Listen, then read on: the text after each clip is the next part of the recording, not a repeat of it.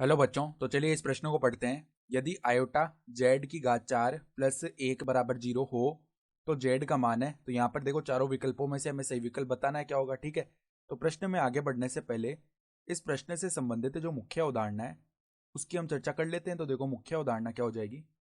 हम जानते हैं कि आयोटा स्क्वायर का जो मान है वो -1 के बराबर होता है।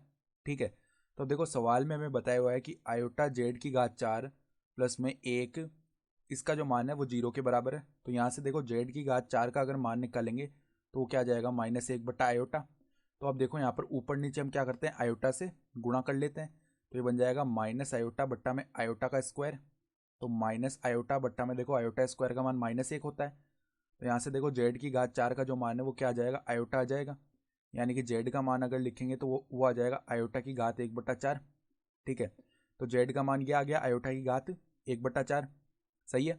तो अब देखो, इसको हम किस प्रकार लिख सकते हैं। देखो यहाँ पर जेड बराबर में इसको ऐसे लिखा जा सकता है 0। ठीक है, प्लस में 0 प्लस में क्या लिख सकते हैं हम, देखो 1 गुणा में आयोटा, और इसकी पूरे की घात हम क्या लिख सकते हैं, 1/4। सही है। तो अब देखो, जेड बराबर में यहाँ पर अब ध्रुवीय रूप में लिख रहे हैं इस सम्मिश्र संख्या को।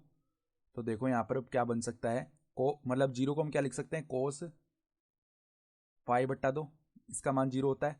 फिर प्लस में देखो 1 को हम क्या लिख रहे हैं, साइन पाई/2, और यहाँ पर गुणा में आयोटा है, और इसकी घात कितनी है, 1/4 है। सही है। तो अब देखो, ये तो ध्रुवीय रूप हो गया सम्मिश्र संख्या का। ध्रुवीय रूप को हम ई की घात आयोटा थीटा इसके रूप में लिखते हैं। तो देखो, ई की घात में आयोटा और थीटा का मान कितना है, पाई/2, और इसकी घात लग जाएगी 1/4।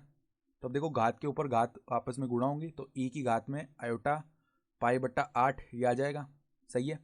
तो अब देखो, यहाँ पर इसको वापस से हम ध्रुवीय रूप में अगर लिखना चाहें तो कोस पाई/8 प्लस में आयोटा साइन पाई/8 ये आ जाएगा।